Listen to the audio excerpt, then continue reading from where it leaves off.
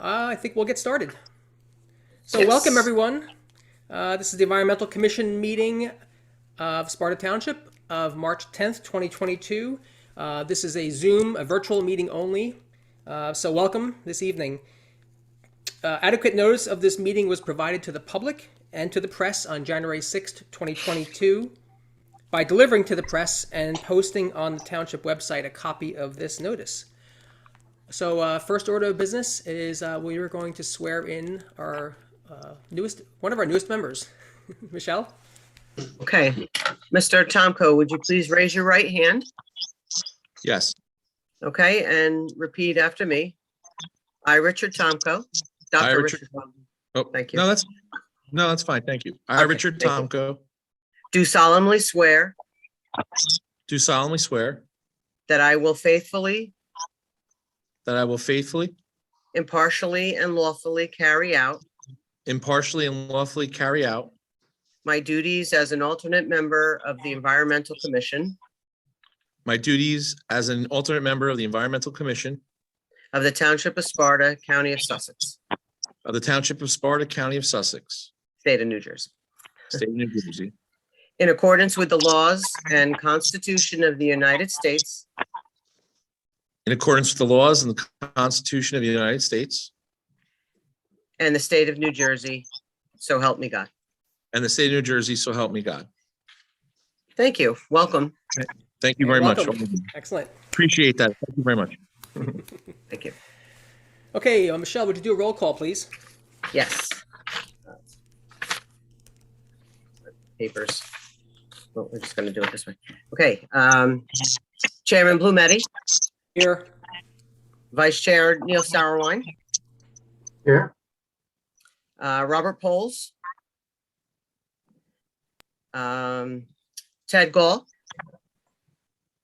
Kimberly Noel, Here.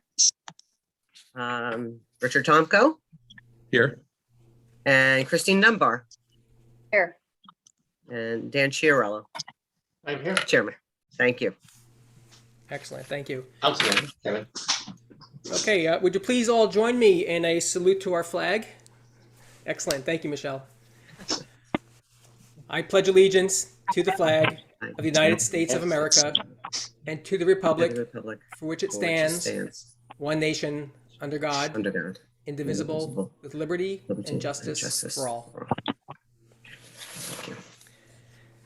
Thank you. Okay, we don't have any minutes to approve tonight. We're going to go on. Actually, we're going to move forward a little bit. We have a correspondence item on the agenda, but two more came in the last 24 hours. And in order to give everyone adequate time to review those correspondence pieces, we're going to push this off and carry it off to our next meeting on March 24th. So please, in the meantime, take a look at those minutes and raise them up for discussion or review or action at our next meeting. Those are not meetings of the Environmental Commission, just to be clear. Those are minutes that were forwarded to us as correspondence from two of the committees of Sussex County, so the Open Space Committee and the Agricultural Committee. So take a look at those over the next 2 weeks, and we'll review those and discuss them, if need be, at our next Environmental Commission meeting. We don't have any applications to review tonight. I will speak a little bit more about the process for applications and a little bit about our scope when we get down to new business later, just to let you know.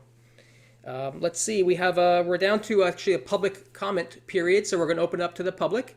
If anyone from the public would like to speak, please raise your hand. And once you're acknowledged, and start off with your name and address, if you will. So does anyone from the public have any comments or would like to share something tonight with the commission? Yeah, this is Rick Finkel. I don't know how to raise my hand, but That's fine. Consider it raised. I'm virtually raising my hand right now. Two comments. One is Actually, Mr. Finkel, would you just mind with your full name and address, if you will? Yeah, Richard Finkel, 13 Hayward Road in Sparta. Thank you. Excellent. So two comments. One is this warehouse slash Amazon place has got me involved in looking into what's going on in the town. I'm a little concerned because last time I did this, I ended up spending 7 years on the school board, but nonetheless, I've been attending some of the meetings now, one of the planning board meetings, one of the town council meetings. Now I'm attending your meeting. One is I went back to review some old minutes just to get caught up on some of the previous meetings that you've had. I didn't see any posted on the website. Are they there? And maybe I'm looking in the wrong spot. The minutes for the Environmental Commission you're referring to? Correct. They are, old ones are out there. We are in the process of posting, updating and reviewing and posting the more recent ones to the website. Oh, they are, once they're on the website too, they'll be available, of course, for you to access at Town Hall if you wish as well, if you want to see them in writing. Okay. Now, yeah, I'd like to see them virtually, but that's fine. Okay. My other question, and part of the reason why I'm attending, is I just want to, maybe you could help me understand what your involvement is in the evaluation and analysis of the environmental impact of this proposed project out on Demarest Road there. And if there's any previous studies or work that your committee has done to assess the impact of this proposed project, and how you are involved with the planning board and the ultimate approval of the project going forward. Okay. Thanks for your question. I appreciate it. So our role as the Environmental Commission it's an advisory role on any applications that come into either the planning board or zoning board, where we are asked for input on those, and we can give input on any of them actually. So in this case, we are advocates for the environment and the natural resources of Sparta. We reviewed the application for the warehouse complex being proposed on Demarest Road pretty thoroughly, and we submitted a 6-page report of our concerns, recommendations, questions to the planning board. Once that was submitted, which was a couple weeks ago now, that became part of the official application packet that goes along with the reports from the police department, the utilities, of course, the applicant's proposal. That is available if you'd like to see it, and I would highly recommend to take a look at it if you have some time. If you go onto the township website and look under the meetings and meeting agendas and minutes section of the website, which is off to the far right. If you open that up and you go to the planning board meeting that just happened, which I think you said you attended, if you look at the PDF document that's attached to it, at the end of it, the last 6 pages is the Environmental Commission's submission to the planning board on what we found and what our concerns and what our questions are. So that's part of that packet. But we did review as much as we could, the 400 and something long page document from the applicant, and came up with questions, concerns, recommendations in about 10 different areas that are related to potential environmental impact, maybe incomplete parts of the application, etc. We don't have a vote. I think you asked about the planning board role. We do have one of our members who actually is not with us tonight at this meeting, Mr. Ted Gall, who actually serves also on the planning board. So he's our liaison to the planning board, and he sits on the planning board himself. So he'll be there. He was there last week. He'll be there at the next planning board meeting. So that's how kind of another way we get our input and our concerns and recommendations expressed to the planning board. Does that answer most of your question or all of your questions? Yeah, it does. I mean, I appreciate you pointing me in the right direction, because I would not have been looking at the planning board notes and agenda to see what the environmental study proposed or your comments and concerns. So I will definitely look at that. But can you just give me maybe a minute or two on the scope of your assessment? Is it groundwater? Is it noise? Is it lighting? Is it air? Is it all of the above? None of the above? Like, what is your focus when I hear environmental commission? Yeah, sure. I'll give you Actually, I'll just share with you kind of an outline of the different topics we covered, if that would be helpful. So rare and protected species that are on site and in the vicinity, air quality and pollution due to impact of traffic, the impervious surface, the dramatic increase in impervious coverage, stormwater management. We had some comments also on the environmental impact statement itself that the applicant provided. We discussed water resources and the conservation easement that's on the property. We discussed and covered the risk of hazardous materials or the potential for hazardous materials. And then we had a broad section that covered miscellaneous items and recommendations. So regarding the lighting plan, permeable pavement, the landscaping plan, solar capabilities, electric vehicle charging, and noise.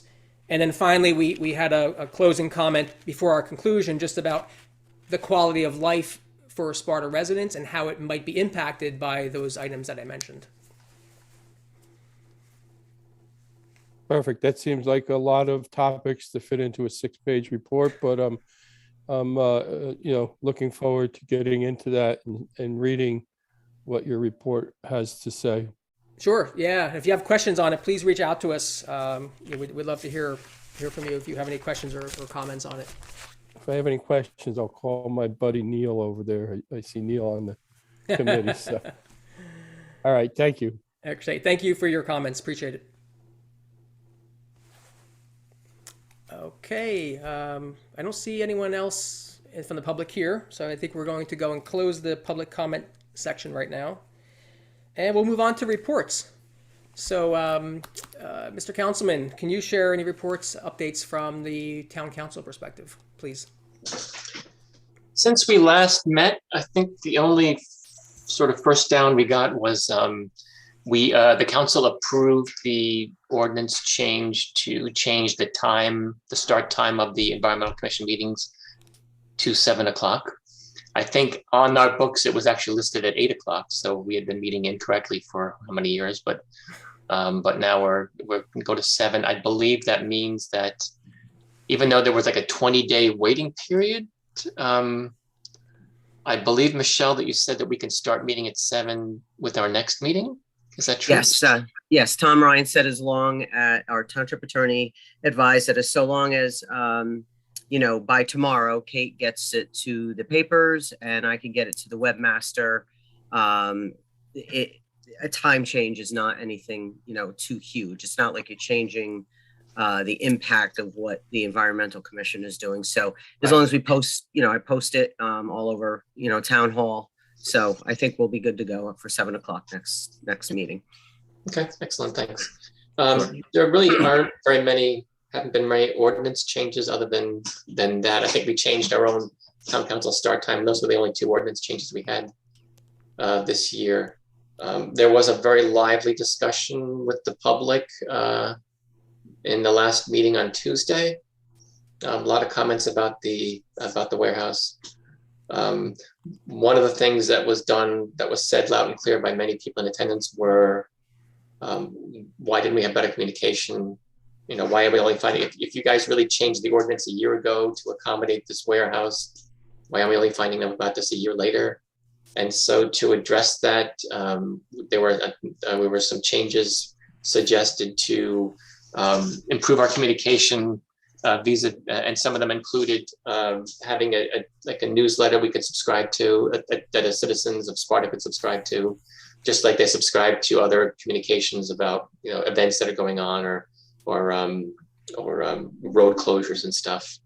But also, I went a little bit further to also ask that we finalize meeting agendas by the Friday before the week, so that that communication that can go out on over the weekend or on Monday that people can subscribe to could have the connection information, could have the agendas clear, so that people can plan their week to know if there's something on the agendas for one of the councils and boards or commissions, that they can plan their week accordingly. So I think something is going to happen in those lines, and I look forward to making an improvement on that as well. So this also part of that was posting the minutes in a timely manner on our website, on the website, as well as the agendas when we have them. So hopefully we can, communicate better that way as well. And I think that's pretty much all from the council perspective. Okay, thanks, Dan. Thanks. All right, next on the agenda is unfinished business. So our first topic to discuss tonight is the plastic bag ban community event that will be happening in April. So I know there's been some more progress over the last week or so with ANJAC, which is, you all should know by now who ANJAC is. Dan, I don't know, would you like to take the lead in terms of summarizing where we are now? I think I know some of the facts, but I know we have to work through a lot of this, or some of it tonight as well. Sure, thanks. And I think we can finally, I think we can make some decisions now that we can kind of formalize this and we can actually start getting the word out. So I think we narrowed this down to a couple of dates. I believe March 24th is too close. So it really comes down to April 14th or April 28th. Alex from ANJAC suggested the closer to the bag ban, the better. So maybe April 28th is the date that speaks to us. But we can discuss that, in a minute. As far as how the evening would go, it's just my suggestion, and we can certainly talk about this, I hope we do, is that we would start at 6 o'clock. And then the first half hour or 20 minutes to half hour would feature a presentation on the bag ban from a representative from ANJAC, just walking through the framework of what it means. And then I would like to reserve a whole hour for public Q&A, because there have been many presentations and webinars on this topic, and they go through, what's banned, what's changed, what you can and cannot do going forward. But I think people are going to have, I'm walking down the street, I walk into a 7-Eleven to get a big bite. I don't have a bag with me. What do?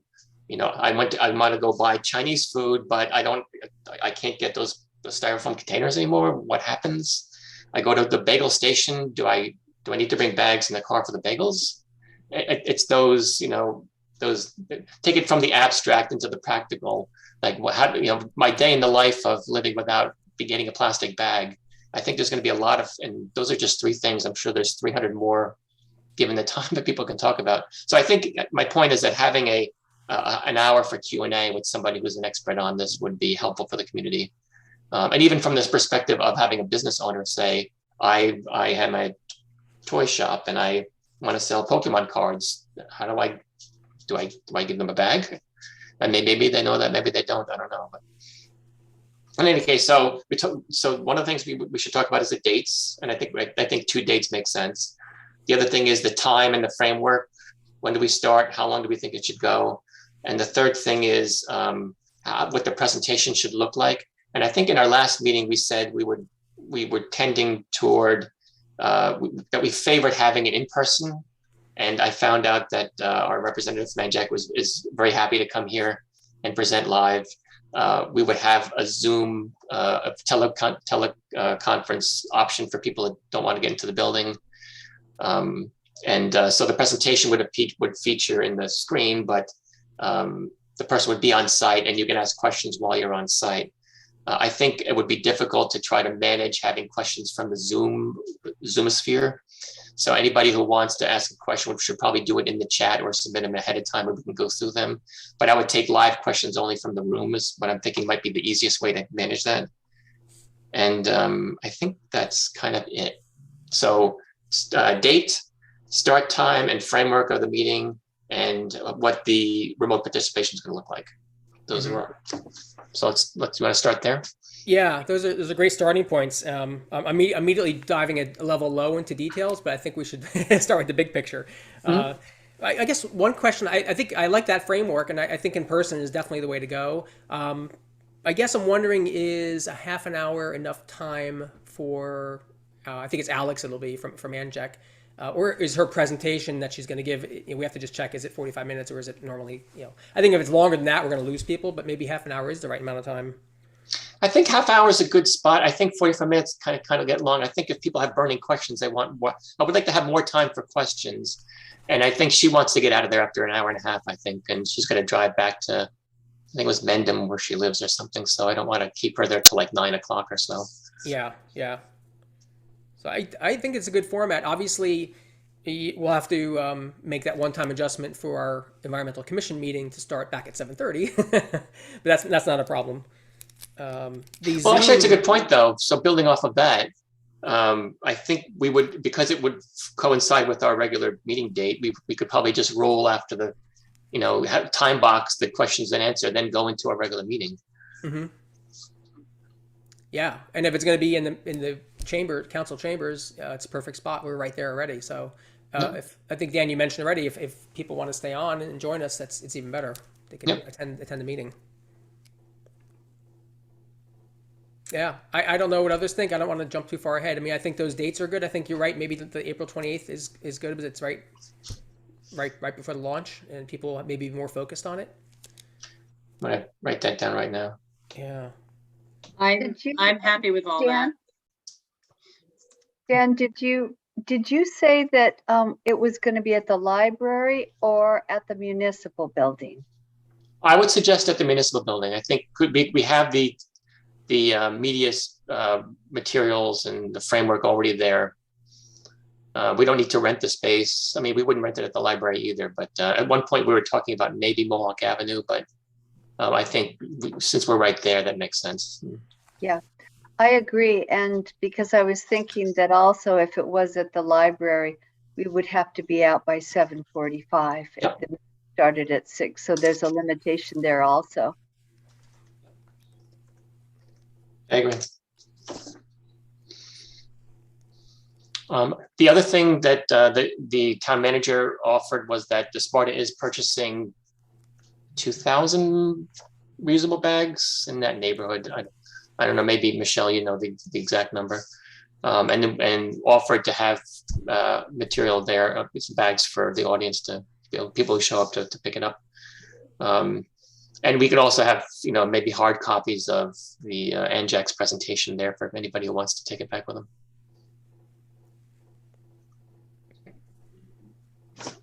Do we need a motion for this, Dean?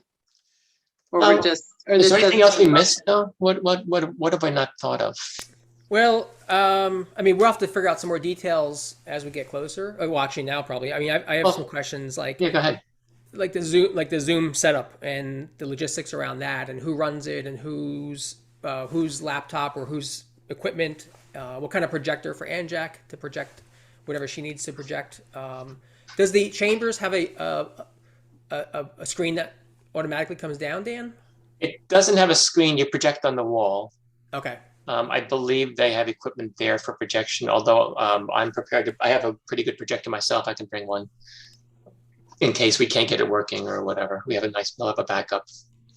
Okay. I would suggest we talk to IT director Mike Dempsey, in setting this up, definitely. Yep. We probably should have a dry run before we get there. So yeah, absolutely. We stumble on things versus what we can stumble on. So I'll just go down a couple of questions I have, but then please everyone chime in. What about the emails? So where would people email with their questions and events? Oh, you mean ahead of time? Yeah. That's a good question. They could. I don't want for Michelle to get all these email questions. I could ask Michael Dempsey to, I think, create a email just specifically for this called maybe like Environmental Commission at SpartaNJ.org. I think it's a good idea. Okay. That's true. We can use it just going forward too. Well, as long as we monitor it, but that would still be me. Yeah. And then we have to talk about marketing a bit too. The website, Tap Into, The Independent. There's plenty of other places we can probably market it. And also whether or not we want to collaborate with Tap Into. I recall in a prior meeting, Dan, you had mentioned that perhaps Tap Into might want to be involved or might co-sponsor it. Right? They did Tap Into did say that they would help participate. I don't know in what capacity, other than just giving us a platform to say, but we can do that anyway. We can just have a letter to the editor or whatever, or a press release of some kind. I don't know. Maybe I can contact them and find out what they were thinking, like in what capacity. Mm-hmm. Okay. And there's also the Everbridge, which used to be the Right. And people who have signed up for specific events in town would get that. So it sounds like we need a meeting or some kind of a smaller subcommittee after this, just to drill down on details about the marketing and what materials would be and how to get them to these different channels. Right, because somebody's going to have to craft this, right? Do wordsmithing, and is there a graphic, and put everything together. Yeah, I can certainly help out, of course. Yeah, same here, and maybe Anjac can give us some base materials. I know I did attend something a while ago on all the different collateral they have that ECs can use for free. Maybe we can just take that and customize it a little bit. Sure. Dean, the other thought I had on this was the Sparta Chamber of Commerce to get to the businesses. That's a good point. I know their next meeting is, I think, March 15th, next Tuesday, right? Today's the 10th, yeah. So if we have the date and time and stuff there, I'm a member for a different organization, and I can also share it there. Okay. So at the very least, Kim, would you be able then, if we don't yet have a flyer or marketing materials, would you be able to share it in advance? Them just the date and the time and what it's about. Yeah, absolutely. Oh, are you on the chamber? Did you say? Yeah, but for a different organization. Sure, but okay, that'd be great if you can. Yeah. Be all right. There's there. Thanks. I saw Anjac also has two YouTube videos that are very user friendly, consumer oriented. I think that we can obviously post on our website if we'd like to. What other organizations besides the chamber would be interested, you think? I mean, Possibly the EDC, the Economic Development Committee. They would be having a meeting the second Wednesday in April. Right, and so I mean, I've been providing updates with every council meeting, and by virtue of Josh being the council representative on the EDC, that he's by extension then also kept in the loop. But I guess I can do something more formal with them and just once we have maybe share the details with them. When's their next meeting, or do we know? It's usually the second Wednesday at 8:30 in the morning of the month. Okay, I'll try to get something to Josh. So there are also graphics, but I don't know that they were through Anjac. They were through Clean Coalition. You're probably more familiar with them than I am. But there are definitely graphics out there because I just came from that presentation by Anjac. I think I remember seeing a graphics collection from Anjac, like Baggett NJ or something like that. Yeah, they had a bunch of different ones, and I started to look at them, and then I had to leave and come here. Okay.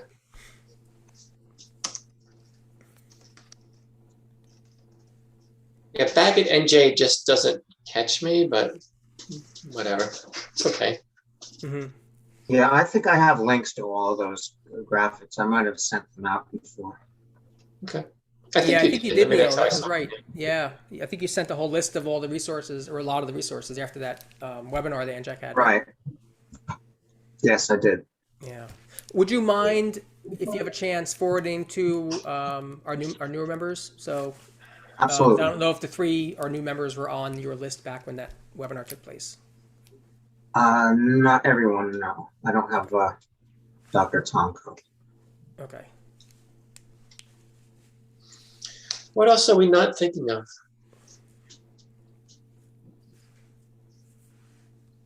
I'm hoping that, so I think if we're all going to be physically on site, that we probably all need to bring a laptop with us if we're going to be on Zoom, because otherwise I guess we will only have one of these, Brady Bunch tiles, right? And if the person from ANJAC will probably have their own laptop so that that person can project their presentation. I don't know, like, so if you were, so Dean, if you were not on a laptop, how would you then speak to the group? I mean, there's probably a teleconference number that would pick everything up, I think. I started thinking about that. Mm-hmm. Yeah, well, and we're not talking about the environmental commission meeting, we're just talking about the first hour and a half, right? Well, yeah, the first hour and a half, right? Yeah, I yeah. guess. It wouldn't really matter when the environmental commission, because we're all right there. But for the people watching it remotely, I know when we had hybrid meetings at the council, where I would join remotely, but everybody else is in the room, it was very difficult to follow a conversation because, I mean, there's a central phone in the middle of the dais, and they have like satellite, microphones and receivers and speakers out, but they didn't really work very well, and it was hard to hear people as they were talking.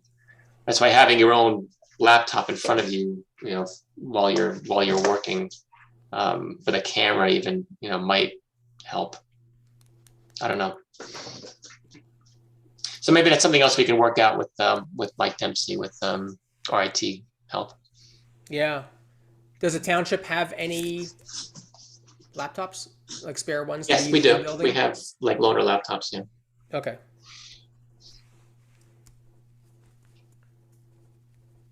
So at least, yeah, but we might need, right, if Alex from ANJAC has the presentation and she could do her intro and then switch over to screen share, that's fine. But if we have other people that want to speak,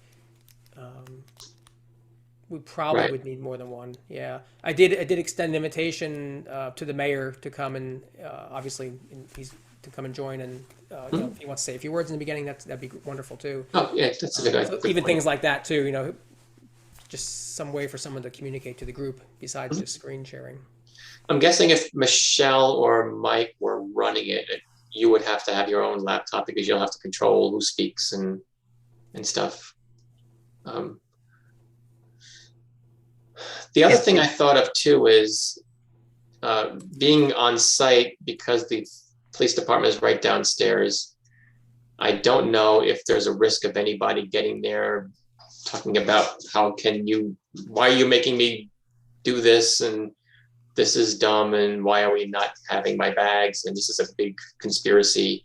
If anybody got too aggressive, I think we probably should alert the police chief to say, just be there just in case, we need somebody to tone it down a little bit. Will we advertise the meeting on the light board out front, perhaps? Oh, and that's a good at point, other too. locations? The first meeting, I believe you said, was on the 14th of April. So we can put something on that light board to welcome the public to learn more. That's a good point. Those 2 days. I think we're targeting the 28th, right? Oh, just the 28th, the one meeting? Okay. Yeah, just the one meeting. Okay. But yeah, that's a good point. But I think we can definitely use that. I'd just like to mention that the 22nd is Earth Day. So if we wanted to do something like a special meeting outside of our own scheduled meeting, that was a thought.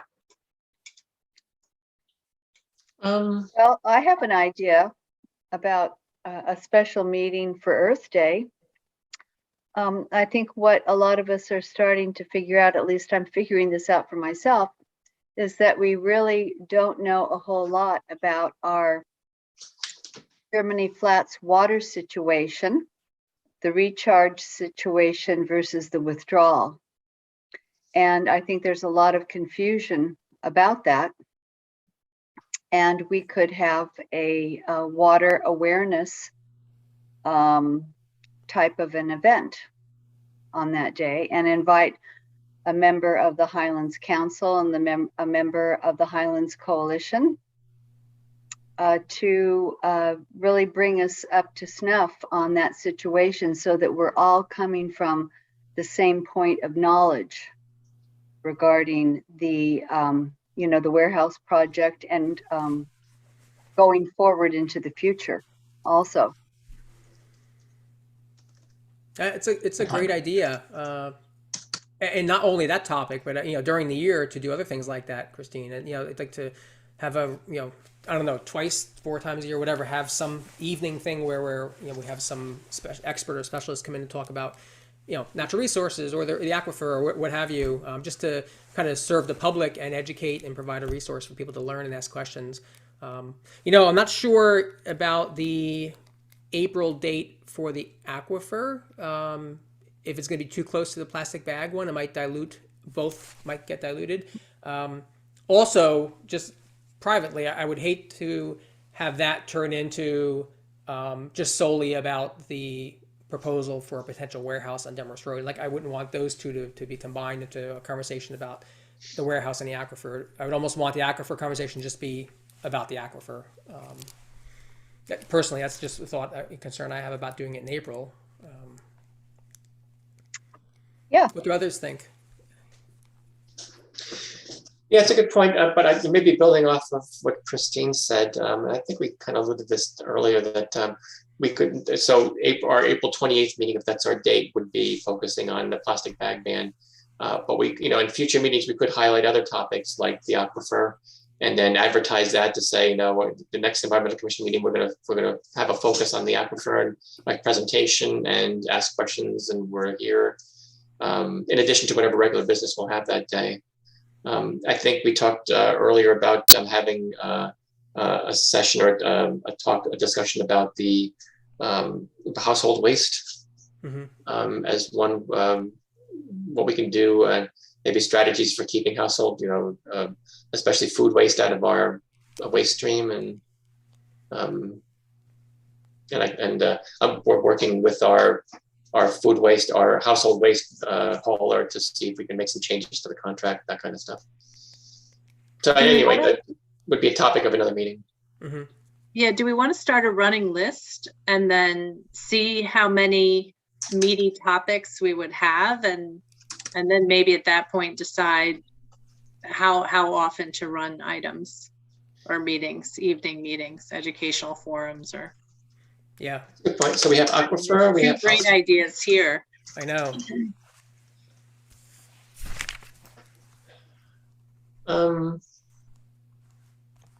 Let's keep a running list. I nominate the chairperson to keep the running list. It's already here. It's already on its way. Yeah, we don't have to solve it all tonight, but the aquifer, the food waste. I'm sure there's plenty of other. The spotted lanternfly. That's another thing that is probably going to get some attention. Which one, Dan? The spotted lanternfly. Mm-hmm.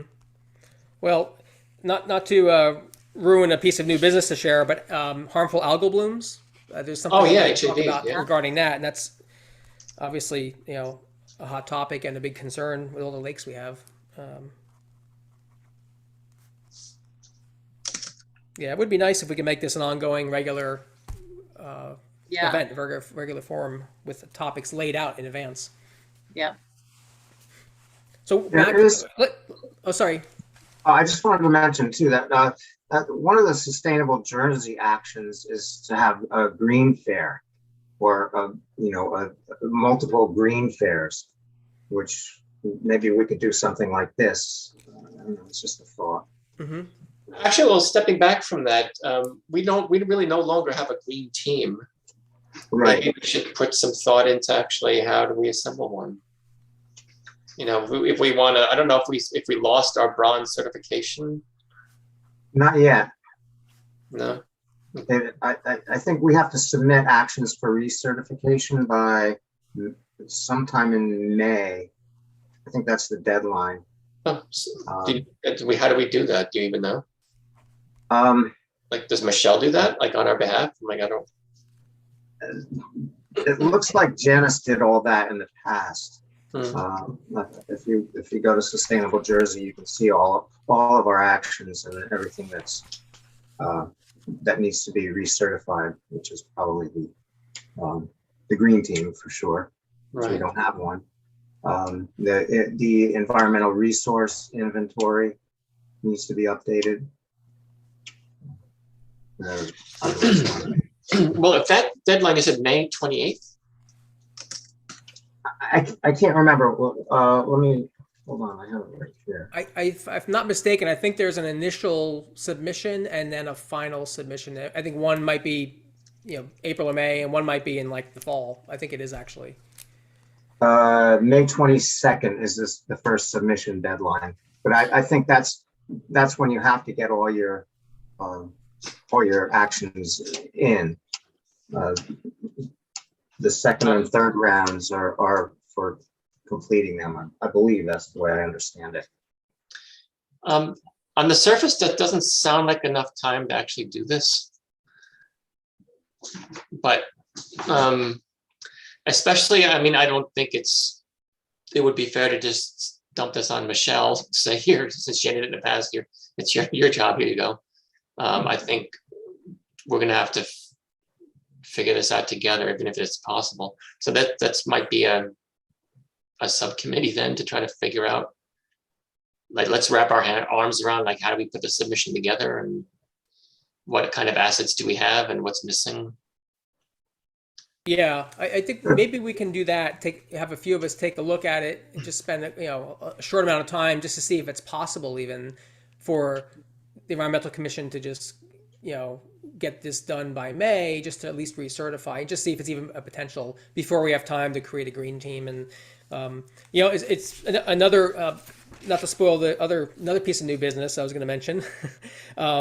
But the subcommittee idea. So that's something I want to discuss more in new business, because now that we have a great, healthy, energized group here, the idea of creating subcommittees now and in the future on specific topics, so we can do a little bit more offline in the right way, and then kind of get some momentum instead of having all of us focus on everything. But more of that in new business. But this is a great opportunity, I think, for Sustainable Jersey, is to do a small little subcommittee now of a few people who can at least divide and conquer just in the near term, and just see if it's something we can do. So Michelle, do you know where all those artifacts are? And if you don't, I do see them on our file share. Yeah, I have not looked to see if they were on my predecessor's old computer or not, but I know that submissions have been sent down because the manager at one point had to sign off on that. But again, it's just one of those things that, when the green team was there were 8 people in that planning and zoning office. And, I would say Janice was probably the last link that actually knew what went down and where you got the documents from. But I do know that there's quite a bit of work that goes into it. And I think, exactly. That's the problem. And I mean, going back to when we had a planner, and I know Mitch Morrison at the time was involved. Yep. So there's a lot of people that are just no longer there at the township that, that they might have an idea, but I probably could figure out with Mr. Dempsey if there is a place. Okay, so if you go in the file share, I'm looking at it now under council, and then there's a subfolder for Sustainable Jersey that seems to have all the artifacts. And I'm not an Apple guy, but I think I can share this with you. And then maybe we could put it in a place where we can share it with the whole Environmental Commission. So Dan, maybe in the interest of time, we do that if we can find a few folks who want to be on that subcommittee, and dig into it a little bit in the next week or two, and and even decide by the next meeting if we think it's something that we might be able to piece enough together to at least maintain our bronze. Exactly. Yeah. Well, do we want to take? So I'm trying to share it now, and it doesn't seem to be working. Michelle, I'll work with you later on to try to figure this out. Sounds good. Is anyone we're on a little tangent on this topic, but is anybody else interested in and want to kind of help out with the Sustainable Jersey at all over at least the next couple of weeks, just to see kind of where we are, and I guess help Dan and Michelle? Yeah, I could do that. I've been looking into it quite a bit. So. Yeah, it sounds like you've looked a bit. Okay, thanks, Neil. Okay, so I think that's great. So we have our first official subcommittee on an important topic. backing up a step, and then I want to back up one more step so we can close out the plastic bag community event conversation. But in between there, we did, Christine brought up the great idea of Earth Day and doing something, maybe our first public forum, whatever we call them, about educational topics. So let's just try to resolve that now to see if we want to try to move forward with something for April, or if we want to focus on the plastic bag ban for April and look at doing something right after that, May, and what topic it might be first and then second. What are people's thoughts on that? What's your preference? Having mentioned that, I do think we need to focus on the plastic bag ban, but I would like very much for there to be clarification on the aquifer, surface water, groundwater, the aquifer situation, maybe soon after that. Yeah. And Maybe- I would volunteer to find a speaker for that. Okay. Just decide on a date, and would those informational sessions be in person? Are we thinking, would they be in the municipal building? That's actually a good question. So are we planning on going back live maybe with our next meeting, or like when? Yes. Okay. Yeah. Oh, So we could, if we're thinking out to May, it's 2 months from now. We hopefully, fingers crossed, we'll still be in the same situation we're in now, where we can do something in person. I hope that's the truth for the end of April too. Plastic bag event. If I can make a suggestion, since you're looking at a calendar and Earth Day is so close to already the 28th, you could kind of advertise the plastic band bag as an Earth Day type of item, because you are saving the earth by, I'm assuming, doing this. And then possibly quarterly come up with either it be the last Thursday of the meetings. We are the 2nd and 4th, maybe quarterly, the 4th meeting become an educational session, and then the next one could be the water aquifer and whatnot, and then closer to fall we could come up with another educational thing. Maybe if the public sees that you're becoming more involved to that type of stuff, that might be something you might want to consider. Mm-hmm. Yeah, I agree. I think that'd be a kind of a good pace if we can maintain that.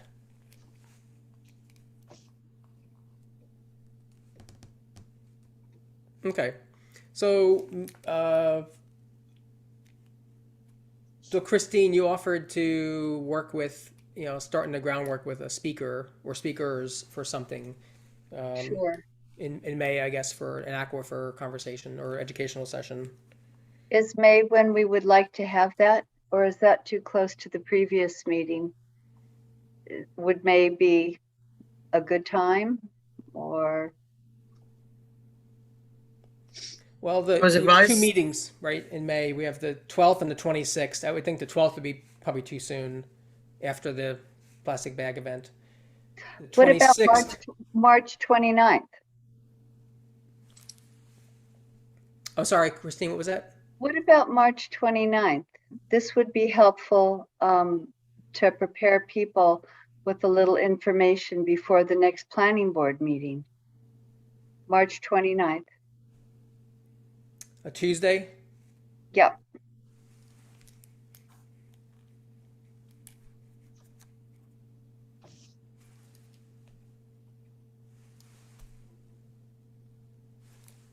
I don't know. What do others think?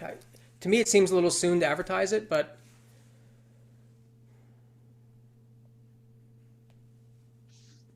I'm not. I honestly, I have some reservations about it.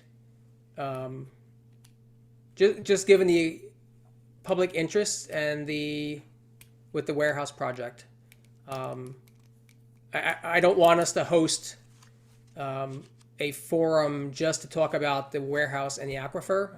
I think that's outside of our scope. And I think having it a week before the planning board meeting, while it would help a lot of people understand the aquifer, and I don't know. What do others think about that? I don't want it to serve as the township's perhaps need for a public forum for the warehouse discussion. You know what I'm saying? I'm sorry, so you're suggesting that our next, on the 24th, would focus on a discussion about the aquifer? Is that what we're saying? No, actually, this would be a session, an informational session, so that people would understand more about the water environment in Sparta in terms of the aquifer's recharge, its replenishment, its withdrawal, and it also could include the impact on neighboring ecosystems. But would this be a special, like, what's the relationship to the Environmental Commission? Is it going to be an Environmental Commission meeting, or? Well, it's an education as to what is happening to what's going on with our drinking water. Right, but would it be an Environmental Commission meeting that we're talking about, or something else? It would be an informational meeting relating to educating Sparta citizens, Lafayette citizens, Andover citizens who all depend on the Germany Flats aquifer, so that we all could have a common understanding of what is going on with the aquifer situation. And that way we can ask, if we need to, intelligent questions going forward. Right, but would this be during an Environmental Commission meeting, or? No, this would be this. I don't think. No, not the 29th is a Tuesday. That would that's 29th. The 29th of March. So Yeah, don't we have an ordinance that guides our purview? And I'm not familiar enough with that ordinance yet to say if that's in line with what we should cover or not cover. Yeah, I was thinking the same thing, and maybe even zooming out a little bit. Even the other things we talked about, which were what were they again? The household waste and HABs and invasive species and stuff. It's a good point, Kimberly. We should look at this in the lens of what our purview is, because we are an advisory committee to the planning board, and I do have a list of things that of the scope of what the commission should do, and probably in about 38 seconds or so, I can probably get to it. Dan, I have it here actually, and I would actually argue that our scope is not just supporting and advising the planning board and zoning board. It's much broader than that. I mean, that's a core, and in the past, that's been a lot of what we've done. But it is certainly.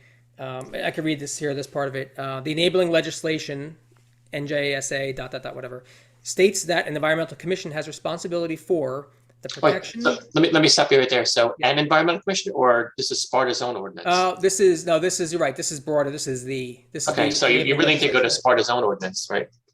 We should. I'm not sure if it has all this in there, but if it's based on, if we were created because of the state law as an environmental commission, a lot of this needs to carry over to the local ordinance.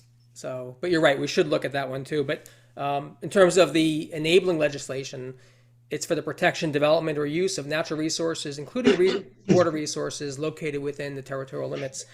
And then it lists, the power to study and make recommendations concerning open space preservation, water resource management, air pollution control, solid waste management, noise control, soil and landscape protection, environmental appearance, marine resources, and protection of flora and fauna. So that's I actually have it up. If okay.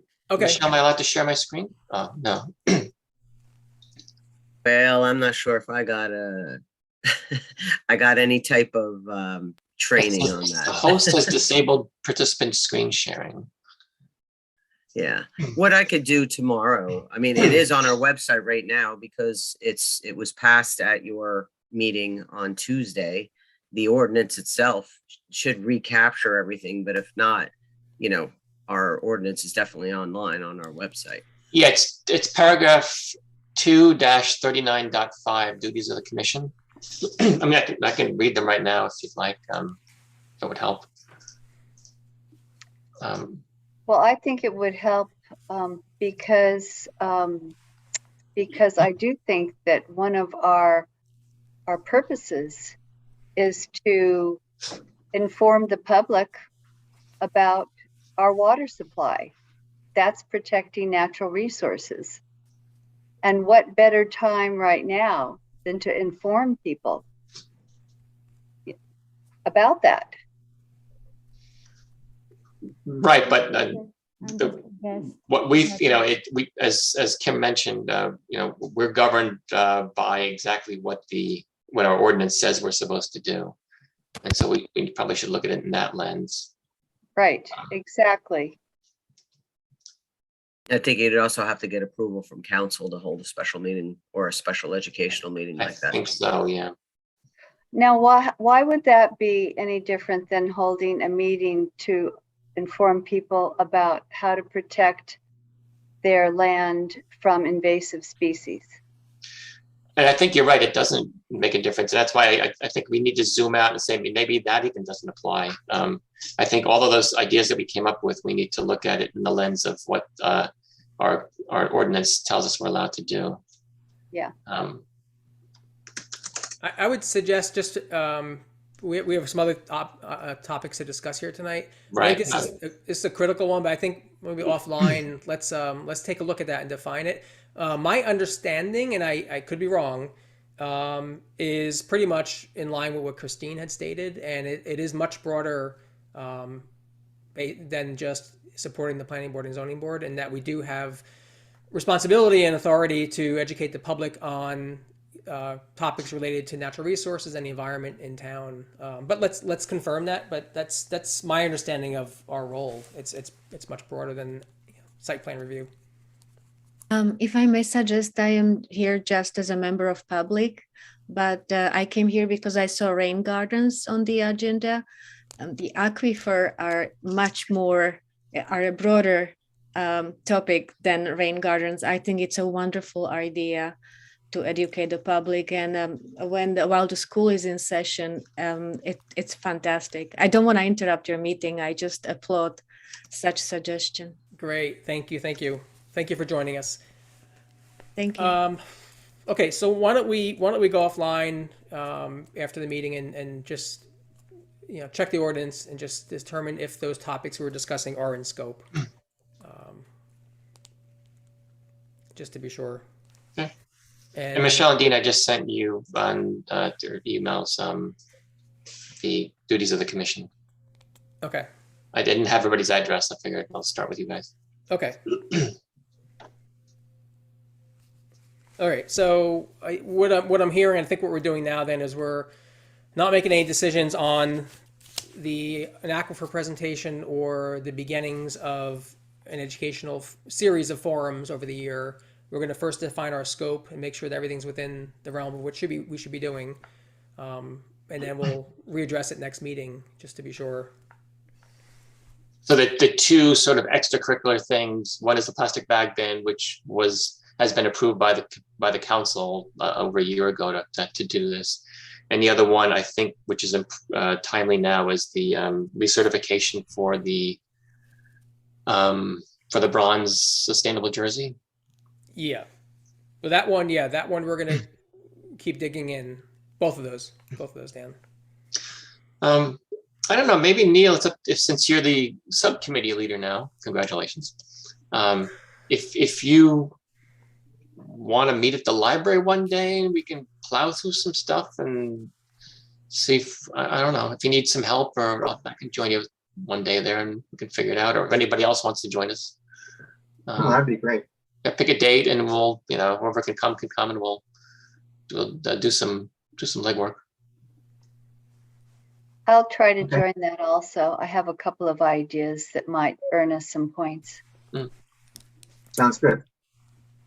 Just because it was recently discussed during one of my ANJAC webinars, just keep in mind that if it's going to be it can only be as much as 3 members plus you, Dan. But in terms of the regular commission members, it can't be 4 because that's a quorum, and then we'd have to give 48 hours notice just to the public in case they wanted to join.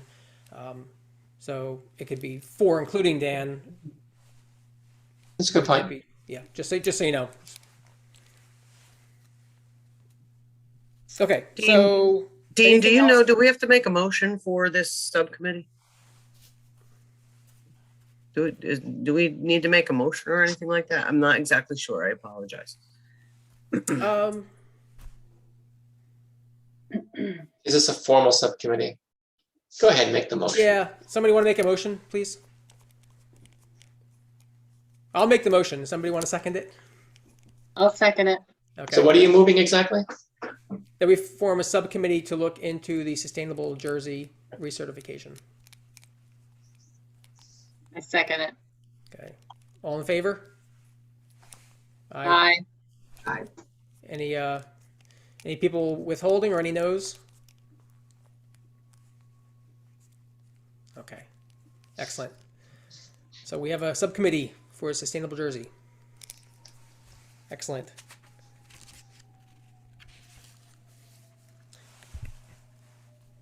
I'm just thinking, do we want to do the same thing with the plastic bag ban community event? I know, Dan, you've been taking on a lot of it.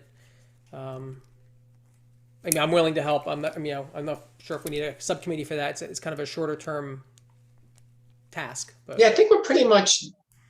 I think what we did today is kind of pretty much done, and I'll communicate this to the NJAC representative, and I think Michelle is going to work with Mike to see some of the rooms set up, and I can document what I think we talked about. Again, this kind of started as a council event. The council kind of passed the buck to us, and so we got, I guess, with their blessing for that. And but if you want to make it a specific subcommittee, I guess you could. Yeah, I'm not on the commission, so I'm not on any subcommittees. Yeah, I would say we don't need to. It's a shorter term, one single event. So we could just proceed as we were, I think. Okay. All right. If that's it on the plastic bag community event, let's move on to a brief discussion and update on the Rutgers Rain Garden project. For those who may not know what that is, Rutgers University, I think Department of Water Resources, they're the experts, some of the experts in stormwater management. Dr. Chris Obrupta is a well-known expert from Rutgers. He actually spoke to us last year about stormwater and about rain gardens. Rutgers has done a little bit of work in the past in Sparta.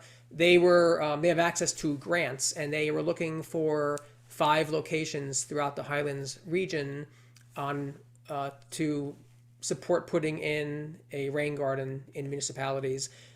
The one caveat is it had to be in a watershed that drained to the Delaware. So a few of us, Rob, Neil, myself, looked around at different sites in town with the Rutgers specialist and some other folks, and we narrowed it down. We went to about 8 or 9 or 10 in the beginning, narrowed it down to a few.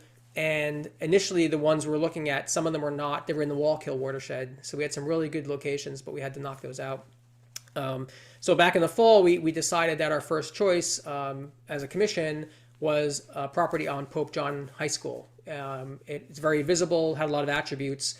It could make a big impact. So we prioritized that as our first one. And we are now moving forward with evaluating with Pope John how this could work in terms of engineering and make sure that there's no conflicts with some of the projects they have planned at Pope John.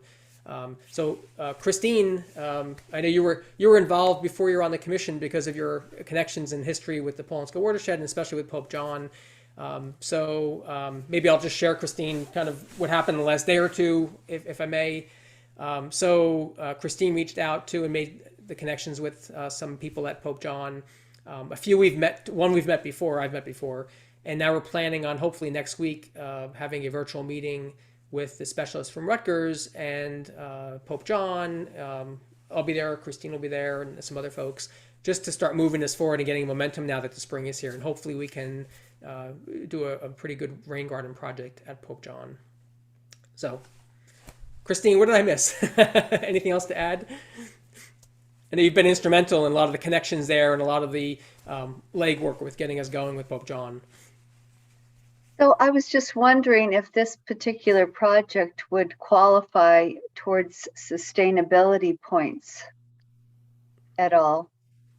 The Rain Garden project, that one. And then I heard you mention that there was a few other sites that, like St. Mary's, was that at St. Mary's Catholic Church, and sites that have very good visibility. But this work that we're doing throughout Sparta and encouraging certainly is worth a bronze medal. Well, that really requires we- us to look at everything and right. Sorry, Neil. We already have those points for rain gardens that have been done in the past. So I don't know if this would help in recertifying, or if it would have any effect. But yes, those are sustainable Jersey points. Yeah, oh, that's great. Yeah, and the teacher that I know, who's also a friend at Pope John, seems to be really on board with this, because part of the requirements are that, you know, you need to take care of it, you know, and help it thrive. And she's willing to incorporate that into her curriculum, you know, with the environmental kids. So that's really great. Excellent. Yeah. So now, if for some chance it's determined that we can't do the one at Pope John, then we'll move immediately to the 1A, the choice 1A, which was a great one. I know Rob had spoke to the people at the church there for a while, and we went for a site visit, and so that's a possibility as well.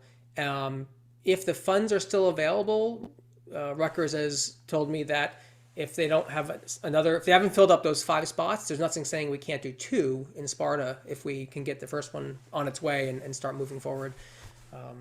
But yeah, so let's hope the meeting next week goes well and we can start getting this going. And the aspect of the kids being there and the curriculum and taking care of it and the visibility is wonderful.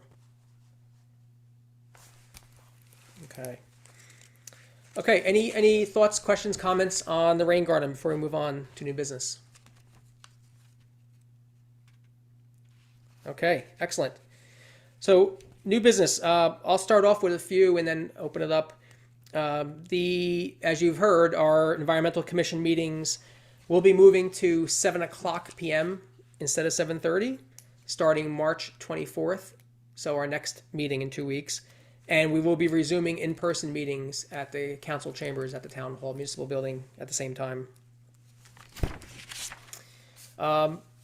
I'm going to be a different topic. I'm going to be reaching out to everyone over the coming weeks. Now that we have a full crew, just one-on-one. I just want to connect with you, have a conversation about your interest, your personal interest regarding the environment, any knowledge you might have, any specific skills, interests regarding different environmental topics, and also what thoughts you have on Sparta and priorities, concerns, opportunities that you might see. So just a little chance to kind of get to know you better. And for those I do know from the past, just to kind of hear, kind of what your perspectives are and on the commission and things we should be looking at and opportunities for improving it. So it'll take a while, but it'll be in the coming weeks. I'll reach out to everyone.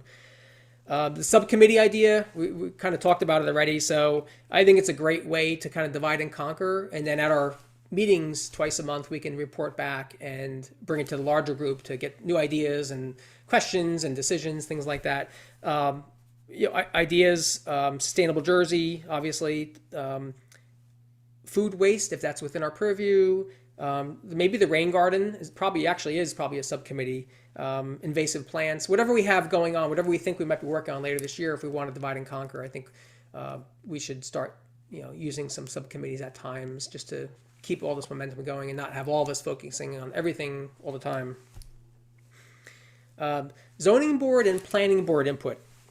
So Michelle and I have been going back and forth and trying to clarify with the zoning board and planning board, and Michelle reached out to Dr. Parker, who is the chair of the zoning board and has a big history with both boards, just to find out which applications that come into those two boards does the Environmental Commission provide input on or report on? And we got some clarification. And what it is that the Planning Board and Zoning Board each have the opportunity, when they get an application, to request the Environmental Commission to provide formal input and a formal report, which includes questions, recommendations, concerns, like we've seen in the last few weeks, and we've done a lot of these in the past too. And when we're formally requested, we provide it, and then it becomes part of the official application packet and the public document, and the report is part of that package. For the other ones where it's not requested, either because there's no environmental or perceived environmental impact or concerns, or for other reasons, it's a small project, we may not be asked formally to provide that input, but we still have the chance and the opportunity to provide our feedback on those applications as well. It's just that when the Planning Board and Zoning Board receives them, although they may use them as an advisory tool in their decision making, it doesn't become part of the formal document and the application document. So it was important clarification for me.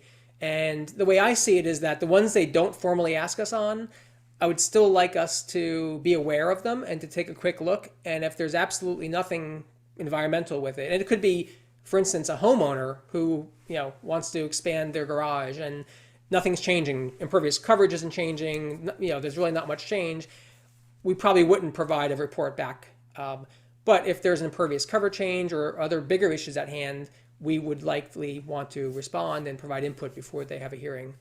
Michelle is offered to kindly keep an eye out for any of those that she sees ahead of when they're publicly posted. So everything is out there 48 hours before the Zoning Board and Planning Board meetings. But those, an earlier notice, Michelle is going to try to give to us and forward us those other ones so we can take a look at them and provide input on them. Michelle, anything else to add? I think I encapsulated it, but anything else to share from your conversation? Yes, I did talk to the board secretary earlier today, and there are no applications before the planning board on March 16th. Apparently they are doing the state plan endorsement, their municipal self-assessment report. So as far as, the next planning board, March 16th, there are no applications to be reviewed. Then that leads us to the next, Diamond Chip so far, I believe, is the only one that is on for April 6th. So that's their first meeting in April. The zoning board, there is no March 23rd meeting. So that, I guess they had no applications or something wasn't deemed complete. And the zoning board on April 13th, the Shell station up off of Woodport Road is just trying to redo their sign. But there are 4 residential applications on 4/13. So what I'll do is if I am able to share what those are before the 48-hour notice, I will, or maybe take a quick review of with the board secretary to see if there's something as to why there's 4 residential applications on that day. Mm-hmm.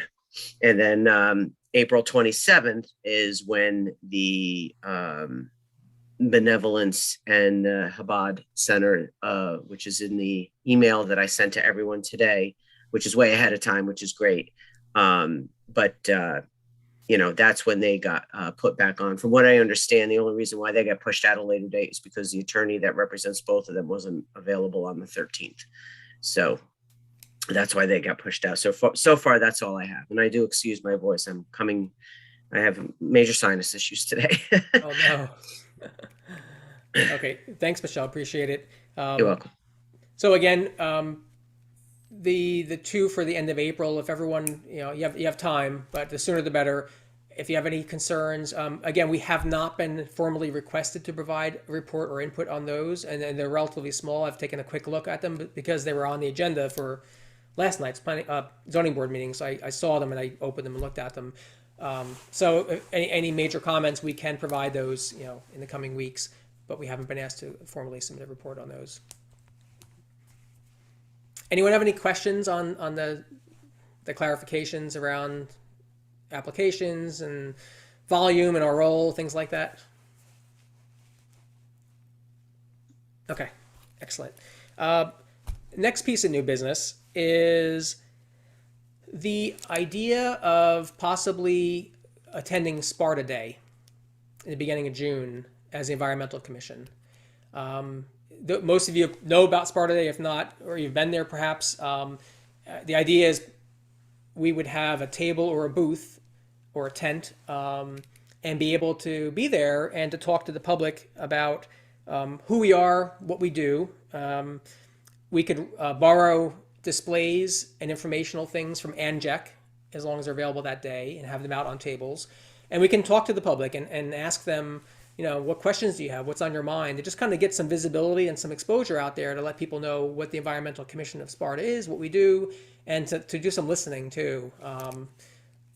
The event runs from 11 to 5, and we probably need to be there by 10 at the latest to set up the table and the booth. And we would need at least 2 people there at a time. So we would need some commitments of us to volunteer and be there for, I don't know, at least a 2 or 3 hour shift, and we can overlap and kind of make sure we have enough people there. So I wanted to throw it out there and propose it. Get some thoughts and ideas. Sorry? I'm sorry. What's the date? The beginning of June, but is it June 4th? It is June 4th. Yep, it's first Saturday of June. Takes place in Station Park. Yep. All right along the Wallkill there, right by the high school. I can absolutely be there for some amount of time. Okay. Or all of it. I will definitely be there for some of it. I have another group I'm with. I'm the conservation chair for that nonprofit, and we've been there for a few years. So I'll be splitting my time, but I'll be there the whole day as well. I will be in the dunking booth. You will. Oh. They asked the council members to participate. I'm the only one that does it, so you guys can dunk me. Okay. Yeah, I think that's a terrific idea. It really is. And as far as I can see on my calendar, I would be able to volunteer for a few hours that day. Absolutely. Yeah. Okay. So I think we need to check to see if we can get a few more people. Probably. I'm not sure if the 3 of us, being Chris, Kim, and myself, would be enough to cover for the whole time frame. But it's possible. Oh, I would be more than happy to Okay. help with that. Okay. There's a small cost associated with it. I'm not sure. We could probably ask, and Dan, maybe you would do this or not, but we could probably request to see if the town would cover. I guess they would charge a township group. Oh, they would. It's a fundraiser. Yeah, I think they would. So I mean, they charge nonprofits, which is fine. I understand that. But I think the My wife early used to bird run special Sparta and the Day. discount, it's like $75, I believe. Yeah. My wife used to run Sparta Day. Oh, she did. Yeah. Okay. Junior Women's Club. Okay. Yeah, I do believe there is a budget. I'm not sure if Dan can confirm, but the budget hasn't been passed yet, but you guys do have some money because obviously I paid the ANJEC, renewal. So I could ask the CFO how much you have in there. Okay. Yeah, I know there's I think NJEC gets $250 to have somebody come out for our plastic bag ban presentation as well, and I believe the town manager said he would cover that. I'm assuming we have budget for it. Okay. Okay. We would still need to figure out details such as equipment, tables. I don't know if we need a tent. I know a lot of places have those little pop-up tents. That'd be a good place to talk about the have a aquifer too, if you have any material on that. Yeah. I have a tent and it doesn't have anything on it. It's like blank blue tent. Oh, okay. Okay. Cultural I Affairs heard- Committee Dan, has I one heard- too. Oh, go ahead. Dan, I heard you say that you're having a budget meeting. Can we request funds as EC funds, we should be getting some funding, I would think, from the town so that we can carry out our mandate. So the Environmental Commission does have a budget. I don't know what the budget amount is this last year. I'll find out soon when we do our budget what the amount is going forward. So I'm sure it'll be enough to cover our costs, but I'll keep a lookout for it. Well, we should think of things like having our own tent, unless Sparta has extra ones, so that we can use this, on a yearly basis. And also there might be some materials and information that we might want to give out. There might be a minor cost to those.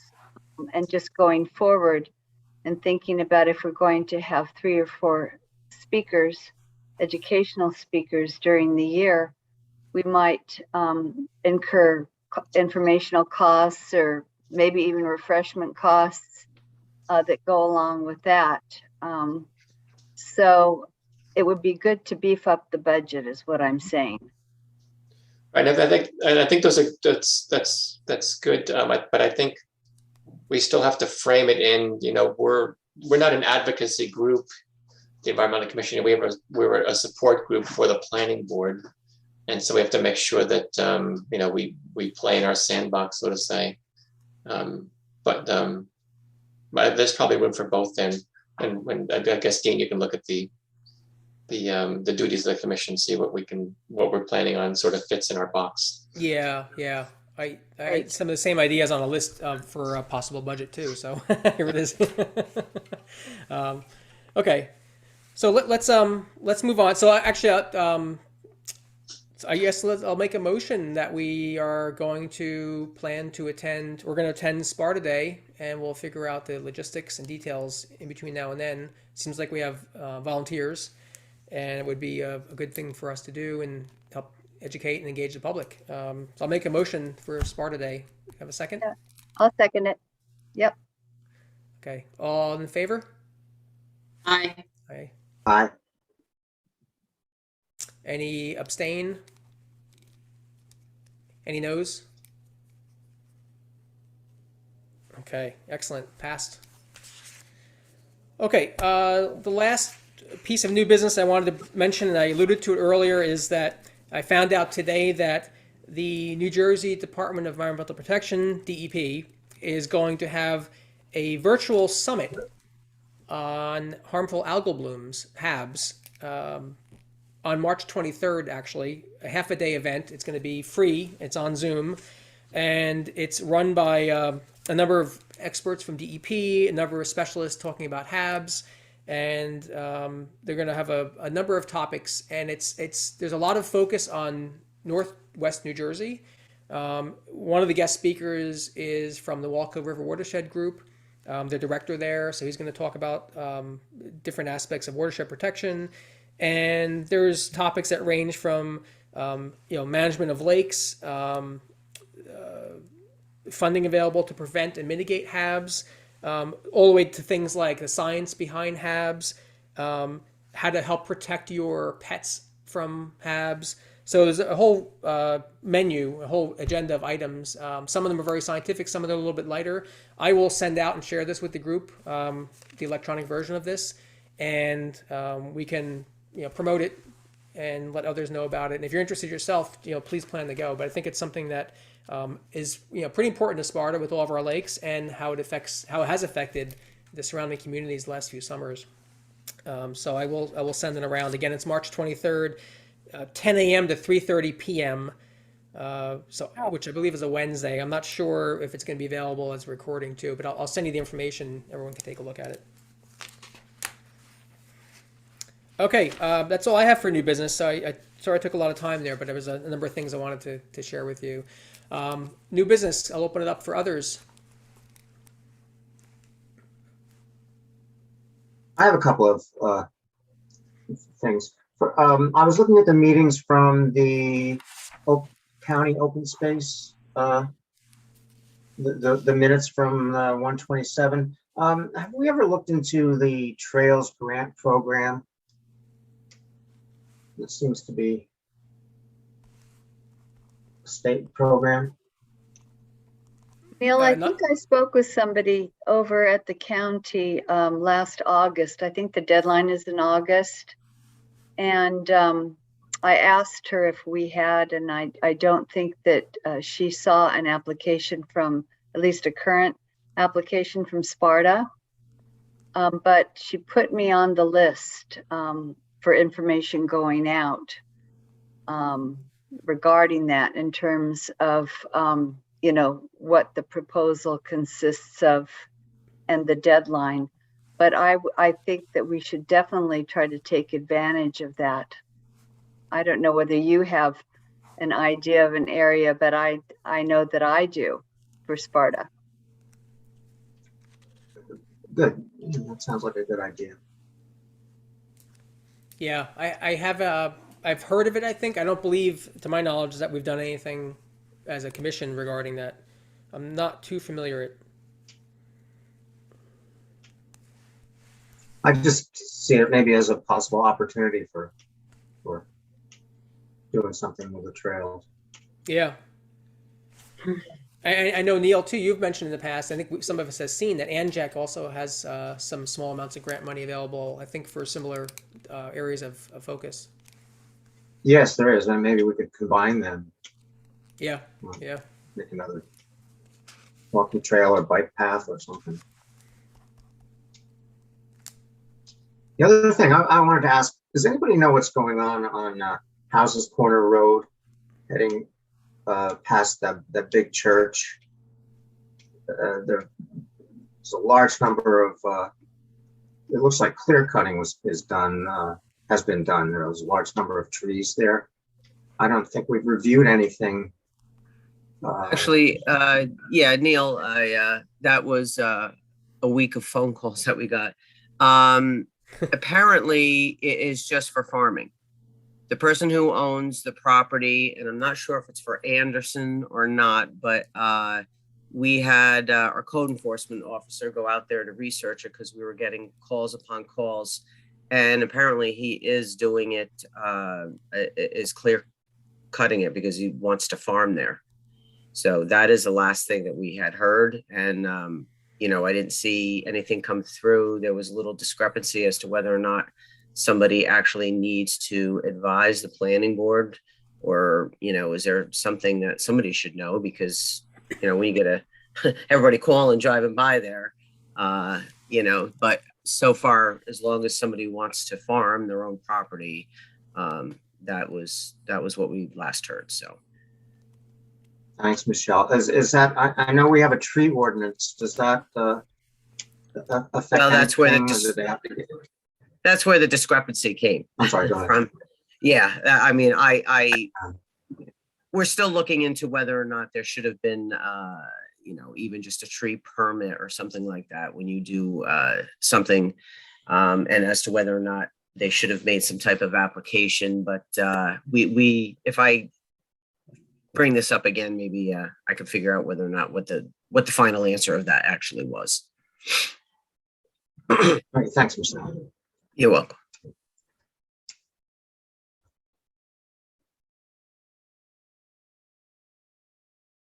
Thanks, Neil. Anything else? That's all I have. Okay, Thanks. thank you. Any more new business from folks? I'll mention two things real quick. I did find out that our household waste removal contract with Blue Diamond does run until 2024. So there's not a lot we're going to do with restructuring that for a while. And also at our last meeting, you know, we had quite a lively site discussion with a lot of people that showed up. Probably maybe a record for us. And somebody made a comment that I thought was very interesting.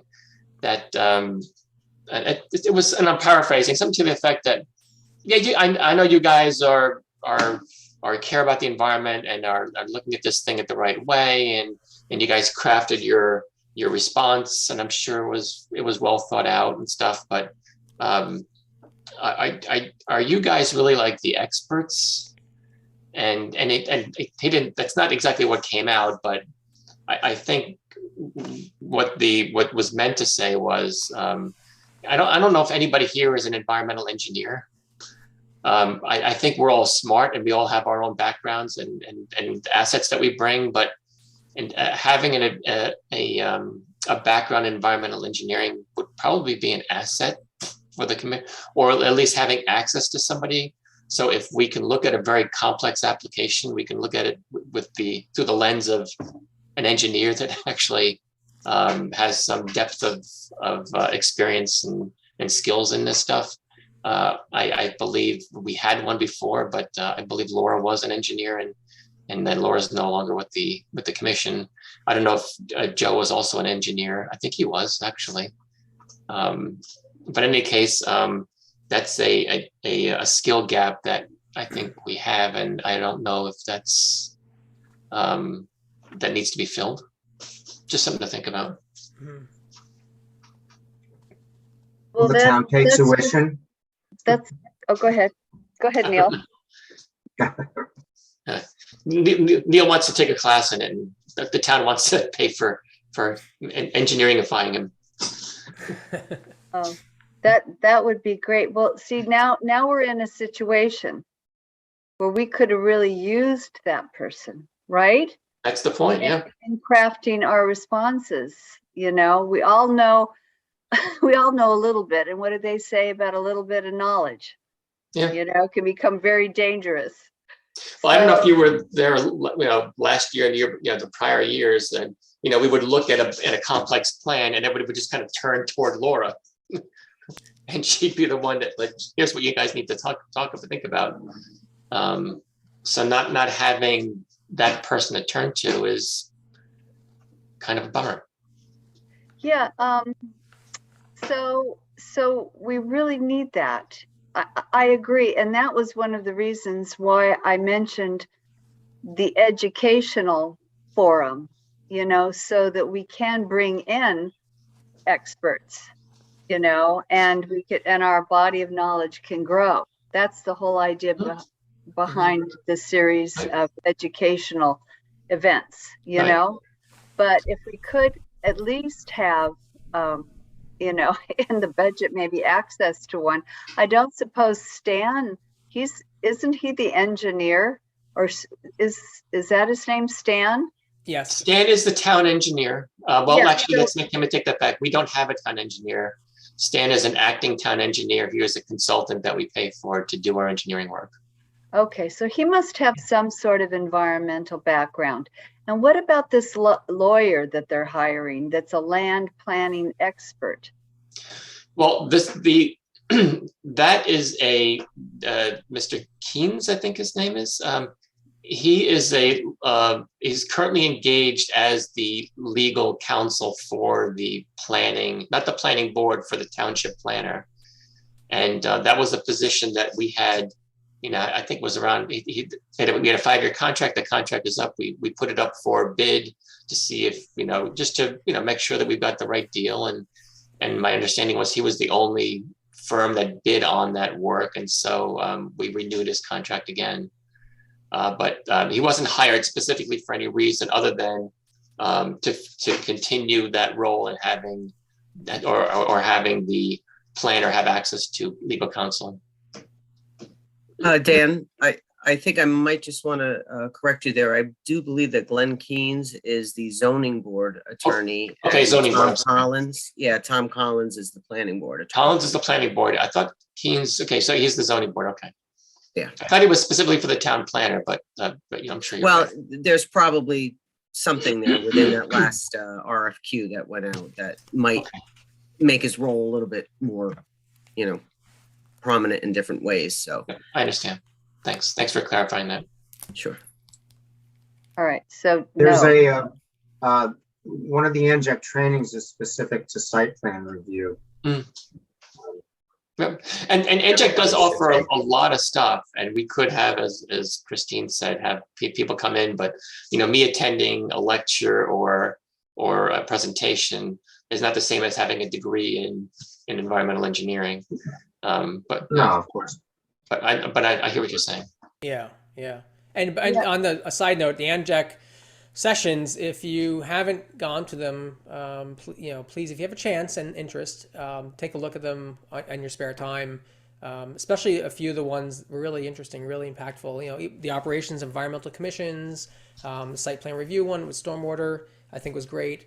The ERI one, actually, they were all really good. I found them very valuable and well done. So if you have a chance, you probably enjoy watching some of them. Yeah, Dean, we may have to, as soon as I get everyone's input back on that form, which I did receive some today, I appreciate it. Once I get that down there, I do believe then more stuff would be, because I don't know, you might still have Laura Newgard and Joe Walsh that they might still be on there because we hadn't renewed it, but I didn't want to send down 4 people at the beginning of the year. So once that form gets down there, I believe that all 7 members, as well as, Councilman Chiarello, you will have access to that type of stuff. I don't know if just the website has it or if you get more for sending that list, but as soon as I get that down there, I do believe at least you'd have the opportunity to look into that. Yeah, I think it should be okay by now from kind of what the indications I've got, Michelle, from them. Okay. Yeah, just in the session I was on, and then just the email I've had with the person that's going to come for the plastics Right. thing. So Good. Yeah, it seems like everyone should have access, hopefully, for now. Yeah, those sessions are all on YouTube under Anjek Views. The links have been going out, but it was interesting that the site plan review one, I believe, was yesterday. Mm-hmm. I don't know if you were there, Dean, but Yeah. they did mention that the people have been asking for one specific to warehouses, which Mm-hmm. would be a great thing at this point. Coincidence. Yeah. Well, there are a lot of warehouses being They're going all over New all, Jersey. all over. Yeah. But Okay, wouldn't that be really cool, though? Just one more thing. Wouldn't that be really cool if we had, an environmental engineer, paid per diem, Yeah. to just take a look and just make some factual points for consideration? Because You're having access to somebody here. they're always looking for the expert in facts, right? So, and as you mentioned, all of us can contribute, have a little bit of knowledge, but, to really hold weight, we need that expert, and to balance that ridiculous environmental impact statement that was tacked on to the very end of the Diamond Chip logistics proposal. Mm-hmm. Okay. I mean, a real environmental engineer, in my opinion, could tear that apart in 2 seconds and make it worthless. Rip, that would be it. Yeah. And I think as our group, I mean, we have to do the best we can. Ask questions and look for things that look incomplete. Ask questions. Try to do as much research as we can and much data-based recommendations or concerns or questions as we can, especially given our local knowledge of what's happening. But you're right. I mean, I've thought about that in the past too. It'd be great if the township, never mind just the commission, had an independent, objective resource to tap into for not every single little tiny little application, but for the bigger ones, and have it be objective and independent. I'm not sure, and maybe Dan or Michelle knows. I'm not sure if that's what is expected of our township engineer, if that's within his scope and area of expertise. I'm not blaming him. I think it's great, but I don't know if that's within his realm to do that. It's. Yeah. I don't think it's a thing for the zoning board attorney. Yeah. I met Stan. Yeah, for different reasons, I don't think Stan would be a person to go to for that. Yeah. Let me make a suggestion, and it's not my suggestion. I'm taking this green infrastructure class, and you mentioned Dean Chris Obrupta. He's our instructor. Mm-hmm. Yeah, for the sessions. And I posed this question to the group a couple of sessions back, that really what we're looking at is environmental information that has been produced by somebody that's being paid by the developer. And, that didn't seem quite, balanced. And he said, what you can do as a matter of policy is not only do they put money into escrow in terms of the proposal, having the proposal done, but there's also a fee that's included that pays for an objective review of that environmental impact statement from the developer. So communities are doing this. That's a good point. So that would be something in terms of a policy recommendation, I think that in going forward is a way to really make sure that we are getting an objective analysis and a factual one put forth, because I don't think that this one is, just looking through it. In fact, I know it's not, if you've looked at the aquifer maps, which we all can do by going to the Highlands Council. And you can do a lot better than I can, but there's nothing in there that really examines closely the way that it needs to be presented in terms of the aquifer and surface runoff. The problem is our commission has no teeth, right? We're an advisory board only. The planning board is the one that has the teeth, right? They can make binding decisions. We can't. But otherwise, I completely agree with you. Mm-hmm. Yeah. I think it's something for us to think about, and keep in our mind, if there is an escrow and we find a situation where we can recommend at least that be tapped into for an independent review. Yeah. Okay. Okay. Sorry to take up time. No, it's okay. A lot of good conversation here. Okay. Any other new business before we adjourn for the evening? I think we covered a lot. Yeah, great meeting. We got so much done here. This is really is a good conversation. So, thank you everyone for spending so much time this evening, taking your personal time out and energy out to focus on this. All of you. So thank you very much. And I'll motion that we adjourn. Can I have a second? Second. Okay. All right. Well, thanks everyone. Have a good night. Meeting adjourned, and we'll talk to you soon. Good night. Thanks. Good night. Take care.